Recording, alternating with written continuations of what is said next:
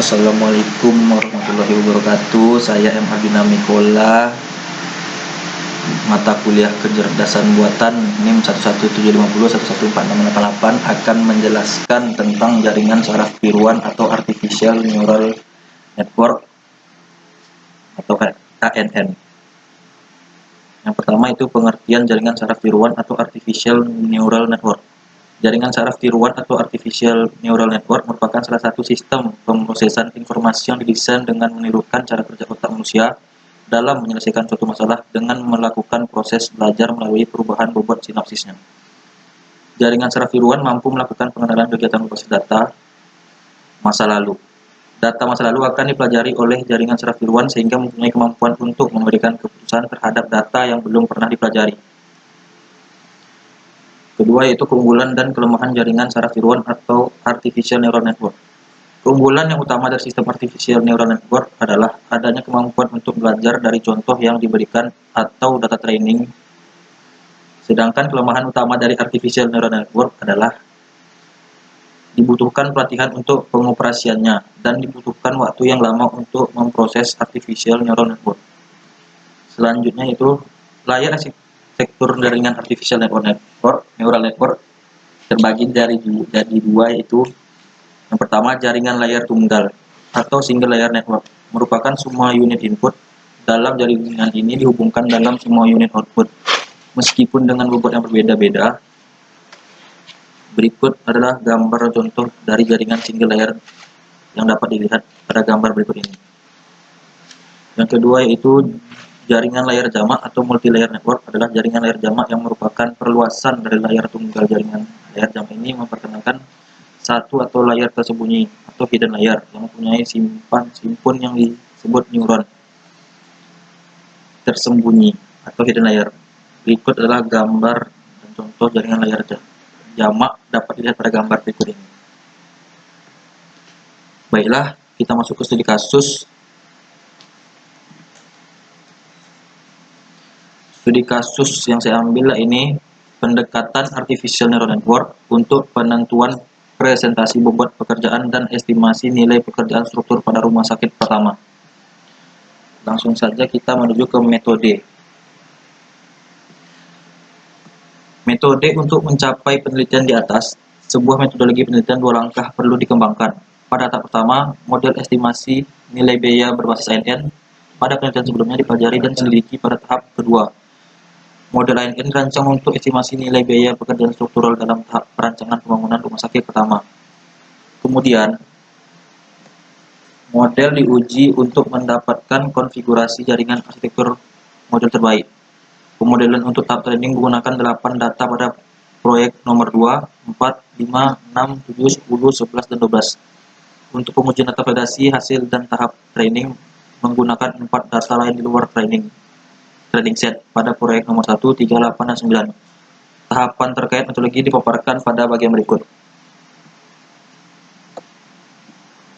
Aplikasi ANN dalam estimasi biaya pekerjaan struktural. Inspirasi untuk model Artificial Neural Network berasal dari studi proses di otak manusia. Jaringan tersebut memperoleh pengetahuan melalui proses pembelajaran. Dalam hal ini, koneksi antar neuron yang dikenal sebagai bobot sinaptik digunakan untuk mengingat pengetahuan. Kemampuan belajar jaringan saraf ini memberi keuntungan dalam memecahkan masalah kompleks yang solusi analitik dan numeriknya sulit didapat. Estimasi biaya pekerjaan struktural pada tahap perancangan awal adalah salah satu masalahnya.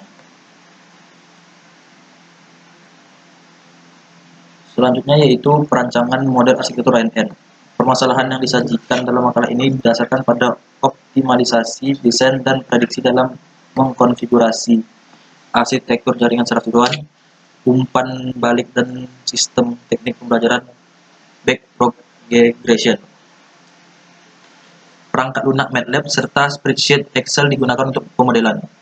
Model telah dikembangkan dalam 3 tahap: fase pemodelan, fase pelatihan, dan tahap pengujian. Tahap pemodelan melibatkan analisis data, identifikasi variabel, estimasi biaya, dan pemilihan arsitektur jaringan. Tahap pelatihan memerlukan persiapan data dan penerapan algoritma pembelajaran untuk pelatihan. Tahap pengujian mengevaluasi akurasi prediksi model ANN terkait biaya sebenarnya dibandingkan dengan perkiraan biaya ANN, dan presentasi kesalahan biaya kemudian dihitung. Selanjutnya itu tahap pemodelan. Tahap pemodelan itu perancangan arsitektur artificial neural network. Tahapan ini merupakan proses yang kompleks dan dinamis yang memerlukan penentuan struktur permodelan dan aturan internal, yaitu jumlah lapisan tersembunyi dan neuron dan jenis fungsi aktivasi. Model ini dirancang sesuai dengan jenis data dan respon yang dibutuhkan oleh aplikasi CNN. Berikut adalah gambar dari arsitektur neural network. Berikut adalah tabel desain variabel model ANN untuk mencari harga struktur.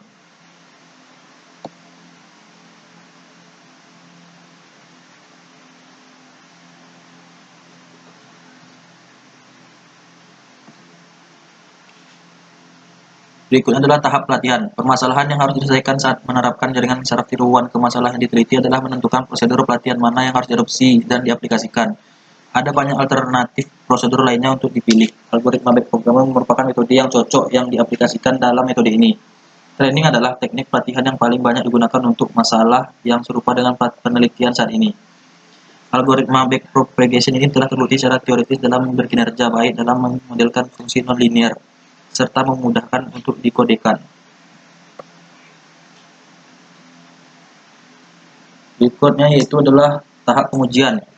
Kinerja model artificial neural network diukur dengan menggunakan rumus presentasi error biaya atau CPE dengan persamaan 4. Sebagai berikut itu CPE I kurang T dalam kurung I per T dalam kurung I dikali 100%. Keterangannya itu T dalam kurung I yaitu output nilai biaya aktual dan E dalam kurung I output nilai biaya hasil artificial neural network. Efek yang dihasilkan dari masing-masing input jaringan terhadap output jaringan dapat dianalisis.